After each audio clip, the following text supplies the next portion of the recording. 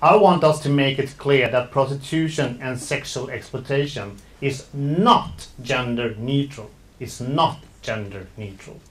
And that the majority of persons exploited in the prostitution markets are women and girls. And very importantly, that the majority of the buyers are men. As we know, there is no consensus in Europe on the way to address prostitution. We have Netherlands, the neighbor country here. We have Germany, that actually have institutionalized prostitution markets and brothels. An approach that has shown to be a complete failure in my point of view, but where there is a lot of reluctance, or maybe you could say lack of political courage to actually change things.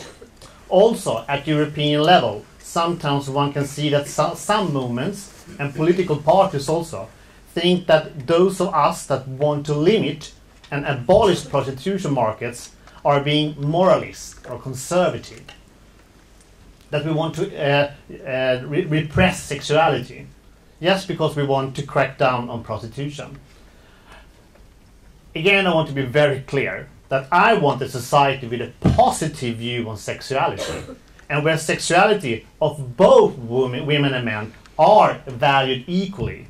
To those who pretend that we are conservative while they somehow defend sexual rights, I just say this is really nonsense and a really political failure to confuse prostitution markets with sexual freedom and rights. I now want to talk a little about men, because men is the problem here. We speak a lot about women, and that is of course because there are women who are affected by prostitution. But it's certainly not good enough to only speak about women. I want us also to speak about how we can address men's behavior. It is because men have the right to buy women and girls for sexual services that we have a growing prostitution market.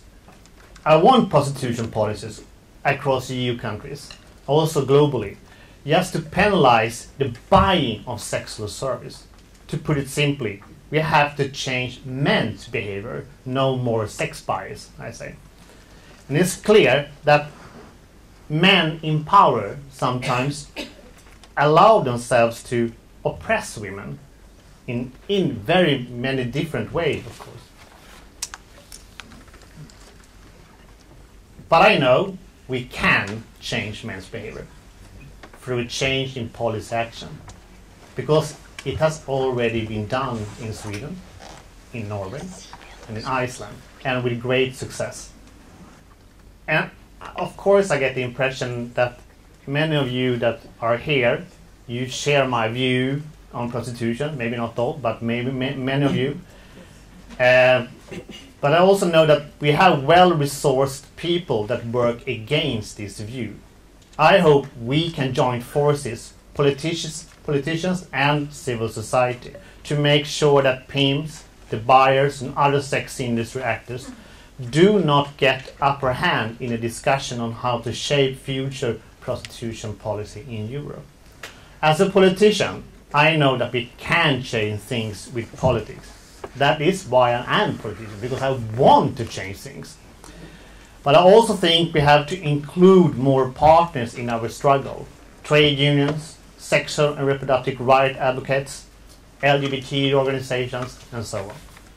Finally, I want to say to all your actors outside the political decision-making sphere, in order for us policymakers to be able to do our work, to advance this issue, we need all of you who work in association and civil society and public service across the whole Europe to advise us, to support us, and to push us to take further steps. We are working very hard now in the European Parliament to get a good report of the European Parliament. But it's not a one battle, and we will need all the support we can get from you all. So I'm counting on you. Thank you very much for your kind attention.